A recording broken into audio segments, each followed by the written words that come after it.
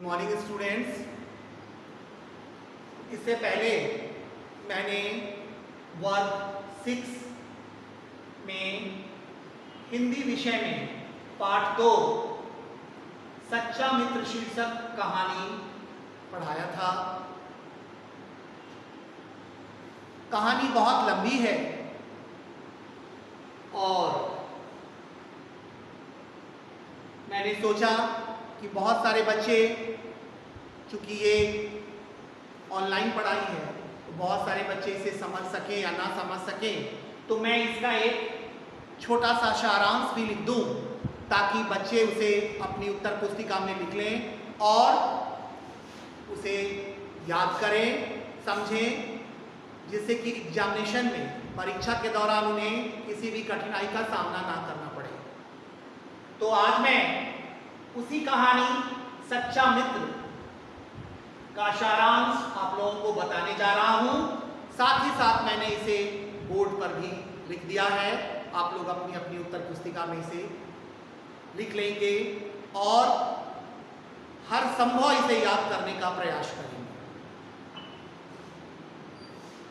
जंगल में सद्बुद्धि नाम का एक कछुआ मोर को देखकर बहुत खुश हुआ, क्योंकि इससे पहले वह अकेला था, उसका कोई दोस्त न था। हर इंसान चाहता है कि उसका कोई दोस्त हो, उसका कोई साथी हो जिससे वह अपने दिल की बात करे, अपने सुख दुख बांटे। तो जब उसने मोर को देखा तो वह बहुत खुश हुआ। चूंकि वह अकेला था इसलिए उसने मोर से दोस्ती कर ली।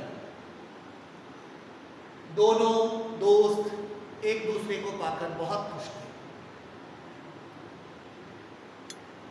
एक दिन जंगल में एक शिकारी आया।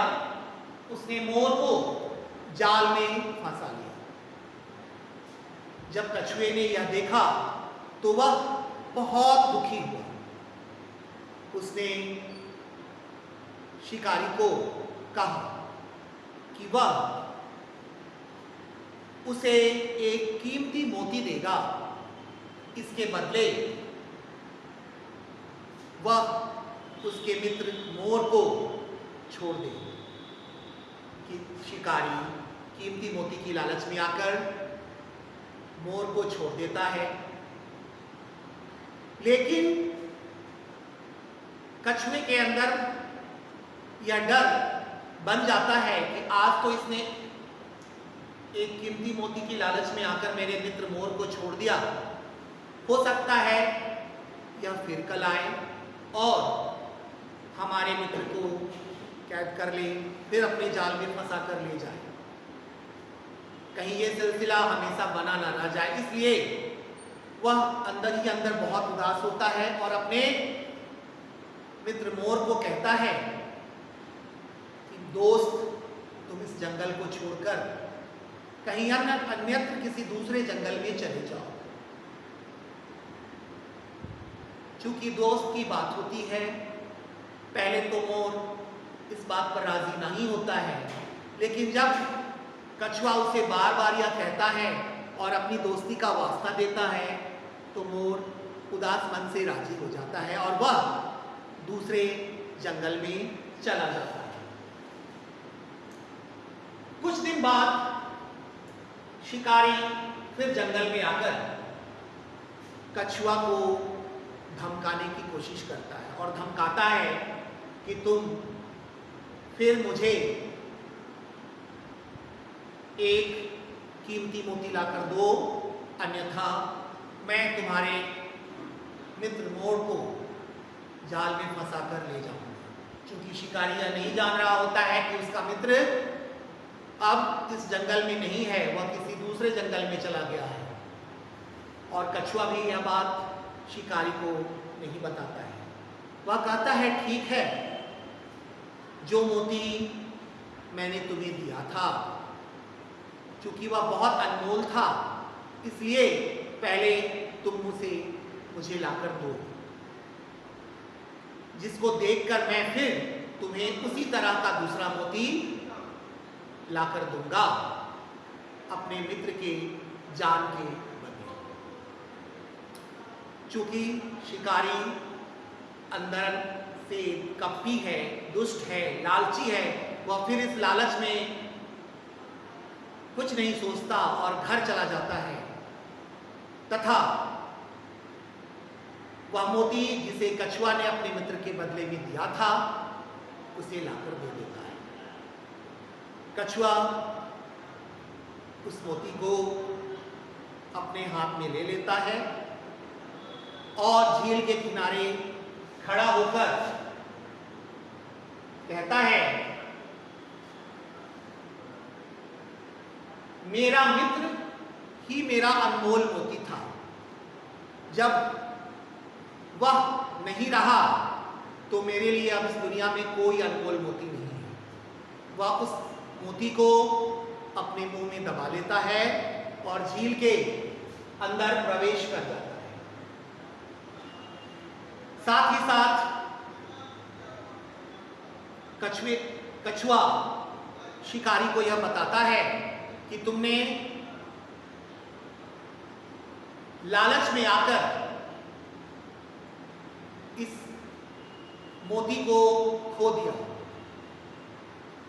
और अब तुम्हें दूसरा कोई मोती नहीं मिलेगा, कारण मेरा प्यारा मित्र, मेरा अनमोल मित्र अब इस जंगल में नहीं है, जिससे उसके पकड़े जाने का मुझे कोई भय नहीं है। वह किसी अन्य जंगल में चला गया है। और यह कहकर कछुआ झील के अंदर प्रवेश कर जाता है। कपटी, दुष्ट, स्वार्थी, लालची शिकारी वहीं झील के किनारे खड़ा होकर चुपचाप कछुए को झील के अंदर जाता देखता रह जाता है।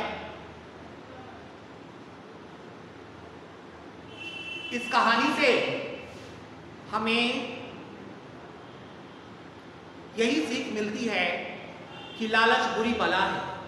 इंसान को स्वार्थ में आकर कभी भी लालच ज्यादा नहीं करना चाहिए, जिससे उसका पतन हो जाता है। और दूसरी तरफ मित्रता, दोस्ती, जो भी इसका मूल्य समझते हैं उनके लिए अनमोल वरदान है, जिसकी कीमत दुनिया की कोई भी चीज नहीं होती। तो बच्चों, आज मैंने सच्चा मित्र का सारांश आपको लफ्जों में बयां कर दिया, शब्दों में बता दिया। साथ ही साथ मैंने इसे बोर्ड पर भी लिख दिया है। ये मेरा आप लोगों से निवेदन है, रिक्वेस्ट है कि आप लोग इसे अच्छी तरह साफ एवं शुद्ध अपनी उत्तर पुस्तिका में लिख लेंगे और इसे याद करेंगे, समझेंगे। अगले क्लास में मैं फिर इसका प्रश्नोत्तर लिखवाऊंगा तथा आप लोगों को बताऊंगा। धन्यवाद।